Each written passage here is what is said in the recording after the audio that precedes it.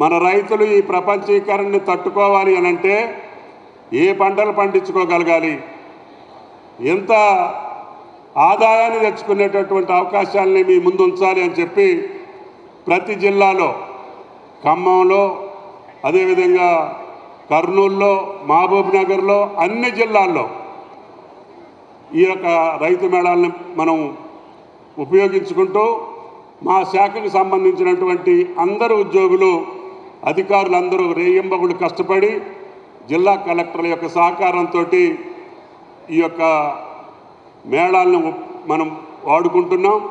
దాని ద్వారా రైతులు మీరు ఇప్పుడున్నటువంటి స్టాల్స్ అన్నిటినీ కూడా మీరు పరిశీలించాలి.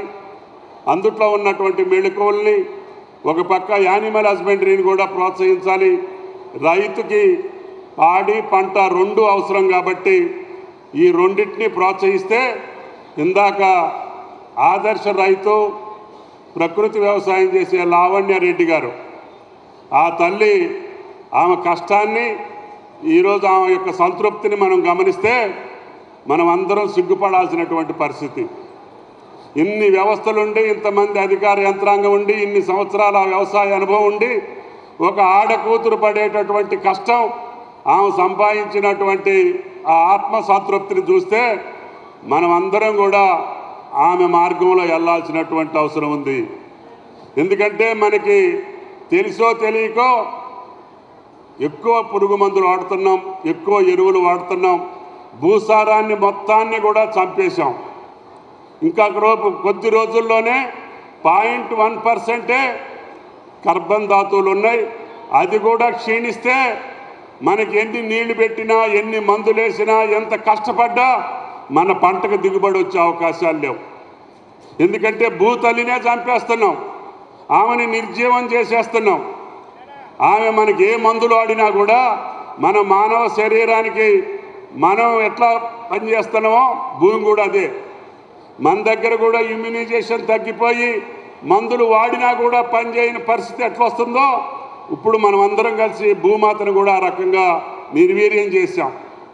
కాబట్టి ఆ తల్లిని ప్రతి మీటింగ్కి పిలిచి మా రైతులకి నీ కష్టాన్ని చెప్పమని చెప్తున్నాం.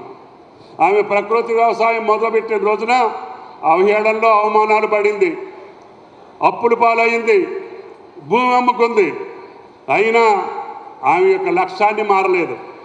ఆమె యొక్క కోరిక నా భూమి మంచిగా ఉండాలి, నా ప్రజల ఆరోగ్యంగా ఉండాలని ఏకైక తలంపుతోటి ఒక పేద మహిళ ఆ యొక్క వ్యవసాయాన్ని కంటిన్యూ చేసి ఇప్పుడు ఆమె ఆదాయంతో 30 ఎకరాలు భూమి కొని ఇంకా 40 ఎకరాలు కౌలుకు చేస్తుంది.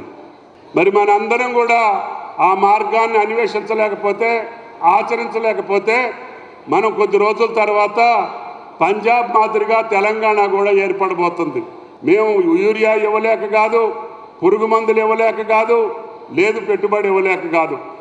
వీటి వల్ల జరిగేటటువంటి అరిష్టాన్ని మనం అరికట్టలేకపోతే వ్యవసాయమే భవిష్యత్తులో ప్రశ్నార్థకం అవుతుంది. కాబట్టి దయచేసి ఈ యొక్క రాష్ట్రం ఈనాడు అగ్రగామిగా నిలిచింది. ఈ ఓరుగల్లుకి ఒక ప్రాశస్త్యం ఉంది, ఒక చరిత్ర ఉంది. కాకతీయులు పాలించినటువంటి ఈ పౌరుషాల గడ్డ మీద పనికి మాలిన వాళ్ళు వచ్చి పనికి మాలిన మాటలు మాట్లాడి రైతాంగాన్ని అవమానపరుస్తున్నారు.